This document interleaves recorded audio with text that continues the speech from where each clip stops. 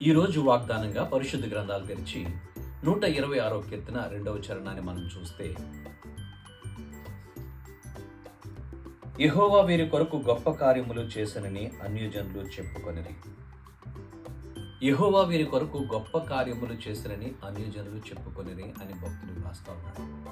ప్రియమైన వాళ్ళారా, దేవుడు మన జీవితాల్లో చేసిన గొప్ప కార్యాలను బట్టి అన్యజనులు వీరి దేవుడు గొప్పవాడని, వీడి పక్షంగా గొప్ప కార్యములు చేసి ఉన్నాడని వారు చెప్పుకుంటా ఉన్నారు.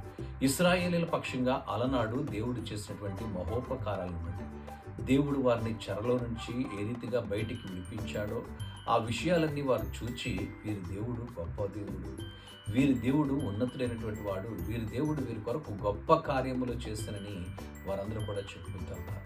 నీవు కూడా ప్రభువులో నమ్మకంగా యథార్థంగా జీవిస్తున్నప్పుడు, దేవుని మీద ఆనుకుంటున్నప్పుడు, దేవాది దేవునికి సంపూర్ణంగా నువ్వు లోబడి ఆయన చిత్తానుసారంగా నువ్వు జీవిస్తున్నప్పుడు, అన్యజనులైనటువంటి వారు, నీ చుట్టూ ఉన్నటువంటి వారు, దేవునిని ఎరగనటువంటి వారు కూడా వీరి దేవుడు గొప్పవాడండి, వీరి జీవితంలో గొప్ప కార్యాలు చేశాడండి, ఇది నిజంగా దేవుని వల్లనే జరిగినటువంటిదండి అని నిన్ను కూర్చి కూడా చెప్తాడు.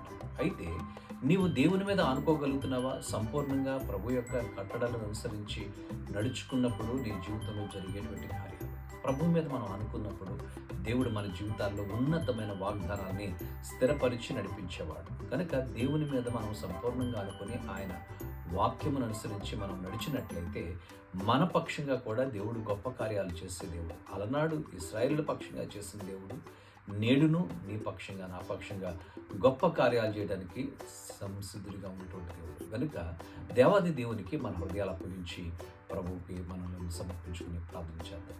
పరిశుద్ధుడా, నీకు వందనాలు. ఈ కొద్ది మాటలు మా వినికుల్లో దీవించండి. అయినా నీ ప్రియబిడ్డల చేతులకు అప్పగిస్తున్నాం.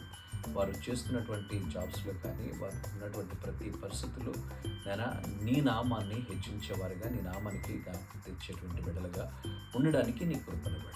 నీ సన్నిధి నీ బిడ్డలతో ఉంచి ఈ దిన దీవెనలతో వారిని నింపి నడిపించమని యేసయ్య నామమున అడిగి వేడుచున్నాము తండ్రి. ఆమేన్.